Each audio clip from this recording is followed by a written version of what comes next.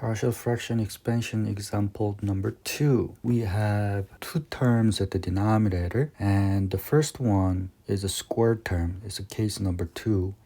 And then the second one is the case 3, because the roots of this solution are the imaginary number or complex number. Equals, we need to let as plus b over s squared plus cs plus d and s squared plus 2s plus 4. So always numerator should be one less degree of the denominator. If we separate this, that is a over s, b over s squared, cs plus d, s squared plus 2s plus 4 for the denominator.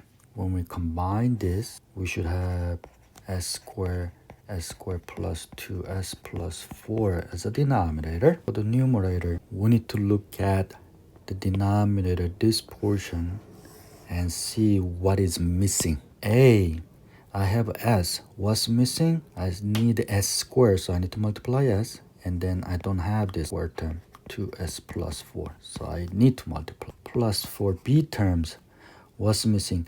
I only have s squared. Missing term is s squared plus 2s plus 4.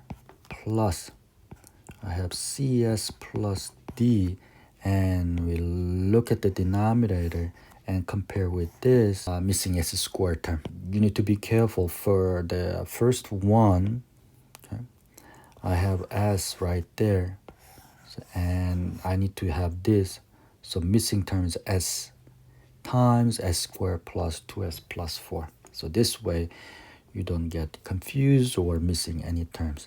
Now for the numerator, originally we have 8 equals, let's expand this, as cubed plus 2as squared plus 4as plus bs squared plus 2bs plus 4b plus cs cubed plus ds squared. Cube terms a plus c equals to 0, and square terms 2a plus b plus d equals 0. S terms 4a plus 2b equals to 0. And finally, this S0 term 4b equals to 8. So from this relationship, we can find b equals to 2. We plug it into here, and then we have 4 times a plus 2 times b, which is 2 equals to 0. Now we have a equals to -1. And then using the first equation, a is -1. That means c equals to 1 times a, 2 times a, plus b plus d equals to 0. That means d equals to 0. So we found a, b, c, and d. Once you have a, b, c, and d, our f of s equals a -1 over s, b 2 over s squared, plus c s over s squared plus 2s plus 4. We know inverse Laplace transform of -1 over s equals to -1, and also we know inverse Laplace transform of 2 over s squared, that equals to 2t.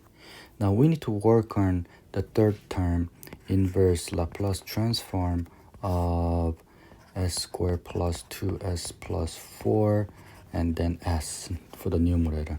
The denominator is not factorable.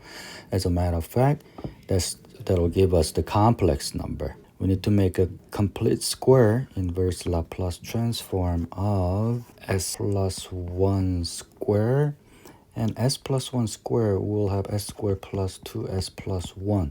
So we need to subtract 1, and we had plus 4, and then still numerator. Now inverse Laplace transform of s plus 1 square plus 3, And for the numerator, we need to match up for shifting property. Since we add 1, we have to subtract 1. And inverse Laplace transform of, we can separate these two. S plus 1 square plus, I'm going to write it square root of 3 square.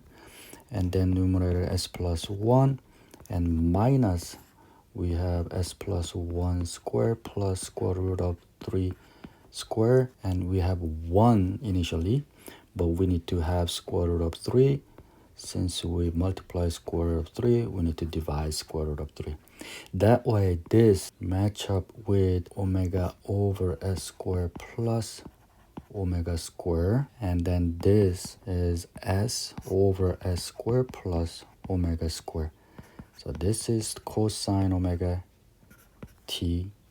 This is the sine omega t. That equals cosine square root of 3 t, and then time shifting e to the negative t minus 1 over square root of 3 sine square root of t sine shifting e to the negative t.